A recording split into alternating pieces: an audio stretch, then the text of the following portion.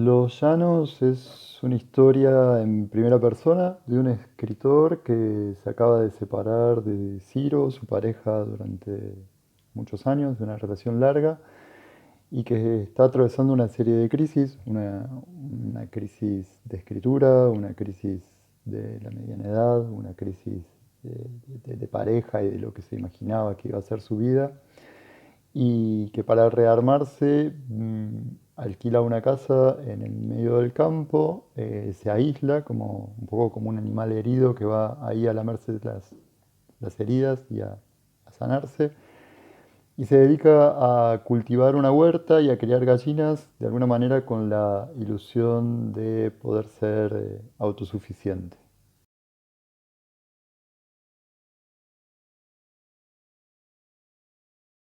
Anagrama siempre ha sido una editorial que me gustó muchísimo, que marcó toda mi historia de lector, tanto en sus traducciones como en su colección de autores latinoamericanos. Eh, y, y al tener un manuscrito de novela entre manos, me parecía que valía la pena intentarlo. eh, y enviarlo, probar a ver si había suerte, básicamente porque es una editorial que, que me gusta mucho y que me produce una gran alegría ahora poder formar parte de su catálogo.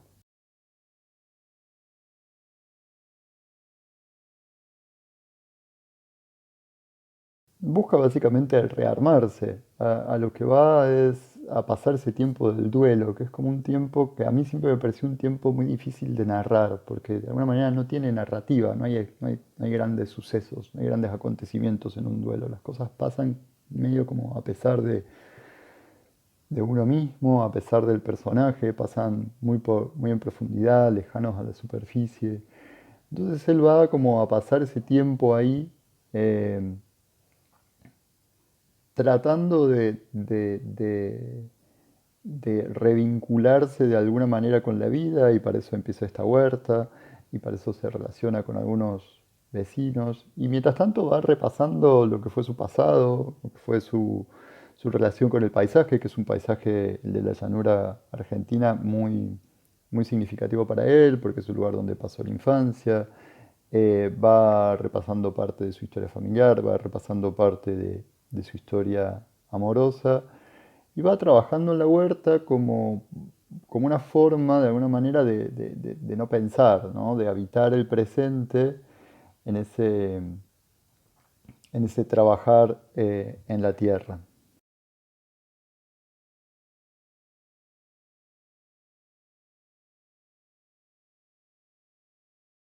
A mí me parecía muy importante que el protagonista pudiera de alguna manera leer. En algún momento de la escritura de esta novela me di cuenta que la soledad a la que se enfrentaba el protagonista era una soledad muy extrema, una soledad que yo mismo no podría afrontar. Y ahí apareció la idea de alguna manera de que se hubiera mudado al campo con su biblioteca y y que en esa biblioteca fuera leyendo o releyendo libros con los que pudiera dialogar, ¿no? Es alguien para el cual escribir siempre fue muy importante, fue como de alguna manera una forma de realización y de habitar el mundo también, y por todas estas crisis que atraviesa, la escritura está bloqueada en él, está atravesando un bloqueo, no puede escribir. Entonces me parecía importante que hubiera como libros que lo acompañaran en ese lugar, libros a los cuales pudiera escuchar. Si bien la soledad que enfrenta es muy extrema, encuentra en los libros otras voces con las que dialogar, voces en las que reconocerse, voces con las que disentir.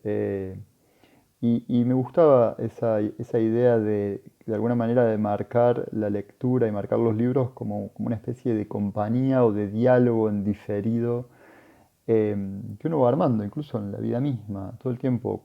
Por lo menos a mí me pasa cuando leo que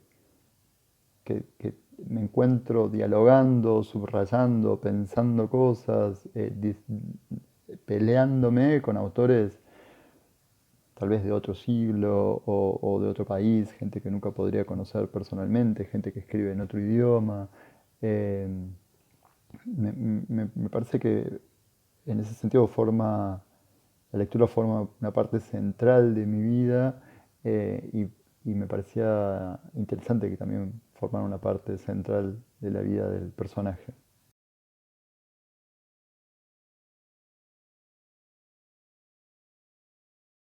De alguna manera, una de las ideas que había dando vueltas en mí al escribir Los Llanos tenía que ver con el diálogo o el eco entre los movimientos que implican el orden y el desorden y el control y el descontrol. Eh, a veces, cuando escribimos, o incluso al leer, tomamos ciertos formatos de los relatos de ficción y los tratamos de aplicar a nuestra propia vida. Y nos imaginamos cómo va a ser nuestra vida en base a esas historias que leímos, o que imaginamos, o que escribimos. Y me parece que es en algún punto una forma de manejar la incertidumbre, de manejar la ansiedad que nos genera la incertidumbre, ese no saber qué va a pasar. Entonces todo el tiempo tratamos de programar o de pensar que lo que sigue va a seguir un cierto orden lógico. Bueno, si yo estoy en un determinado trabajo y estoy cumpliendo determinados roles, probablemente en un par de años me van a ascender y voy a cumplir otros roles y después voy a hacer tal cosa. Eh, como vamos armando pequeñas historias, eh, que, que después la vida misma a veces se encarga de desarmar. Y esa tensión entre lo que puede llegar a pasar entre el arte o la escritura y la vida, era una tensión que me parecía, que siempre me pareció muy fascinante y que me daba muchas ganas de escribir al respecto, ¿no? Esa necesidad eh, o esa pequeña ilusión de control que da a nombrar las cosas, llamarlo por su nombre, donde al mismo tiempo eh, hay un control de la situación y por otro lado hay un montón de cosas que se escapan de los conceptos, que se quedan afuera. Eh, Ese era un poco el juego, ¿no? de la novela. Y por eso el protagonista está como anclado en un lugar donde siente que no puede escribir ficción, donde no puede escribir relatos, donde no puede escribir estructuras de relato, no puede pensar estructuras de relato porque está en crisis y ya no cree en esas estructuras. Entonces, como siente que de alguna manera esas estructuras lo defraudaron, ¿no? Y eso era también algo que me interesaba mucho, cómo atraviesa un duelo a alguien que se dedique a escribir.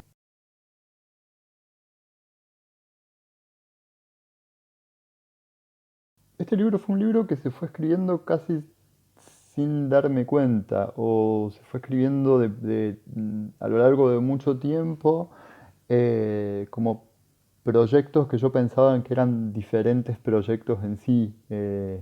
Algunos estaban más ligados a pensar la estructura de ciertas formas de narración, otros proyectos estaban más ligados a historias de ficción, a una serie de cuentos que tenía en proceso, a una especie de registro de la vida de una huerta. eh, y eran como todos proyectos que iban en paralelos, hasta que en un momento sentí que había algo que los unía y que todavía no terminaba de entender bien qué era. Y en ese momento recordé una frase de Vivi Telas, una dramaturga argentina, y que hace unos años la escuché decir que cuando uno está trabajando en varios proyectos al mismo tiempo, siempre hay que sospechar que tal vez se tratan del mismo proyecto y empezar en ese solapar y juntar y poner uno junto al otro a ver qué pasa. Y un poco eso fue lo que pasó en ese momento. Empecé a decir, ¿qué pasa si todo esto forma parte de lo mismo? ¿Qué pasa si lo superpongo? ¿Qué pasa si lo uno? ¿Cómo dialogan?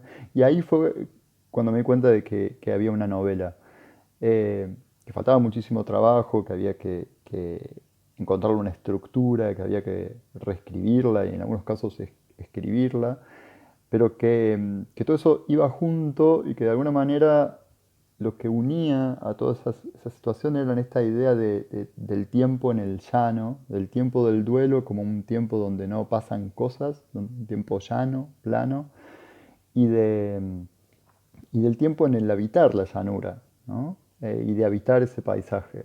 Cuando encontré esa unión, cuando encontré cómo dialogaban esas dos imágenes, de alguna manera la novela se armó ante mí.